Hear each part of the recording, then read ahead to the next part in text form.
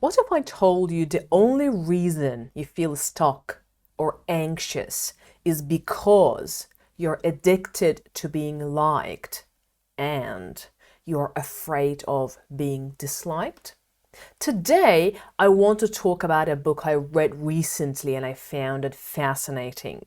It's called The Courage to be Disliked, which is written by two Japanese people. Let's delve into it and see what we can learn from this book and actually apply it into our own lives. The very first thing that this book talks about is that you can change your life, that you're not the victim of your past. That's one of the boldest ideas in this book. Your trauma, your childhood, your failures, they don't define your future. They influence it, of course, but they don't define your future. It says people are not driven by past causes, but by present goals. And all this book is actually based on Adlerian psychology. Adler was one of the psychologists which was around the time that we had Freud and Jung, but is not as famous and well known as them. And interestingly, the whole book is a dialogue back and forth between a philosopher and a young mind who's curious and has lots of questions. So the very first thing that is discussed in this book is you can change your life. And the second important thing is all problems are interpersonal relationship problems. That's a big claim, right? Have you ever noticed how most of your pain comes from other people? Your boss, your parents, your ex-partner. According to Adler, all problems are interpersonal problems. We suffer because we care too much about how others see us, the way they interpret our actions and reactions. That leads to anxiety, comparison, and of course, people pleasing. And that brings us to the heart of the book, the courage to be disliked. I love the word courage here because it has personally helped me to shift and change my life. The first time I read a book called Courage by the famous Osho, and the idea behind that book was when prisoners are about to get free from the prison, they are really afraid of the world outside, although they have been waiting all their life to be free. This one sentence has shifted my life forever. And when I found the word courage on the title of this book, I really wanted to read it. And the heart of the book is you cannot live freely and be liked by everyone. Trying to please everyone is a guaranteed way to lose yourself. I want to say that again. Trying to please everyone is a guaranteed way to lose yourself. Think about it. Freedom is being disliked by other people. That might sound harsh, I know, but it's liberating.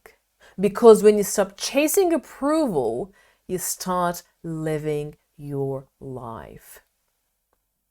The fourth part of the book talks about the separation of the tasks.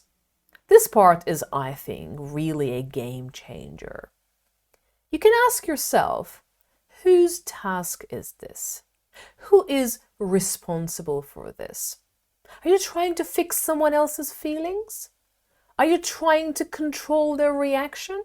Are you trying to be responsible for their happiness? Please stop.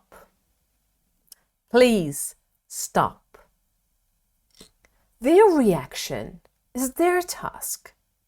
In my course, I talk about the moment of responsibility. This one is very much related to that course, to that moment of responsibility. Ask yourself, whose responsibility is this? Is it your responsibility to do the homework or is it your child's? Is it your partner's responsibility or is it your responsibility?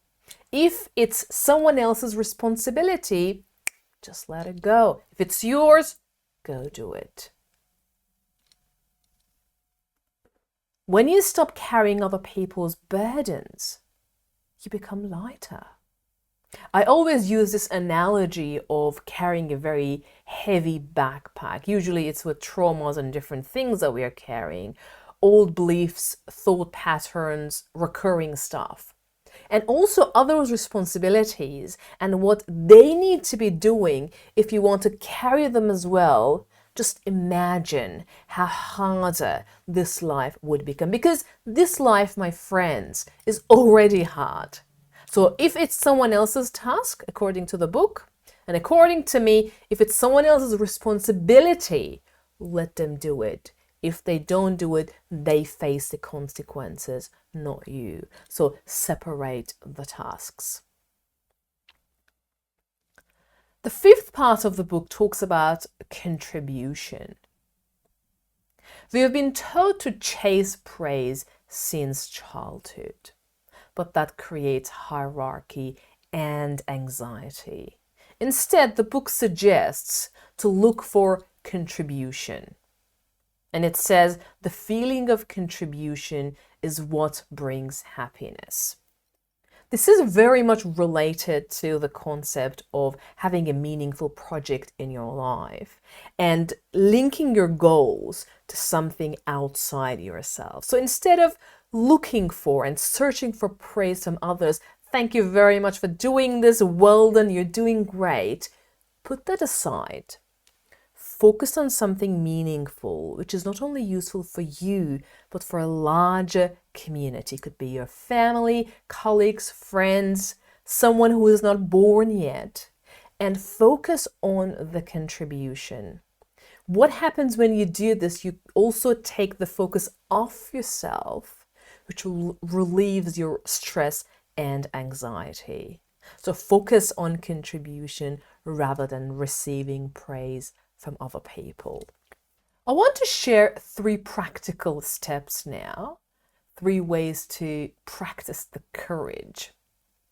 The first thing is say no to something that doesn't align with your values. I have talked about values in my channel and I talk about it in my courses and with my private clients. It's really important. Second, stop apologizing for who you are or what you believe. And 3, do one small thing to help someone without needing the thanks, without waiting for the thank you or for the praise. Do this for a week and see how much lighter you feel. So, what's your fear of being disliked costing you? I want to ask that question again. What is the fear of being disliked costing you? Let me make a bet. It's costing you heavily, because it has been costing me heavily, and I am working on it. I am on the journey of embracing being disliked by other people. It might cost you your freedom, your peace, your real identity. I want you to tell me in the comments below what it is costing you and what is your strategy? What is your plan to work on it, to welcome the courage of being disliked? Because once you step into that journey, you reclaim your power and the empowerment comes with it. So this is the summary of the book, The Courage to Be Disliked, that I wanted to share with you. There are a lot of great, interesting dialogues going on in the book, but I wanted to give you a short version. And if there is one thing you can take from this video, it's this empowering question. What is the fear of being disliked costing me? And you're the only person who can be honest with yourself. Please write it down and write an action plan, what you are going to do with that. I'm also waiting for your comments. I'm really curious to know what is going on in your world. I hope you found this video useful, and until another video, take care and keep shining.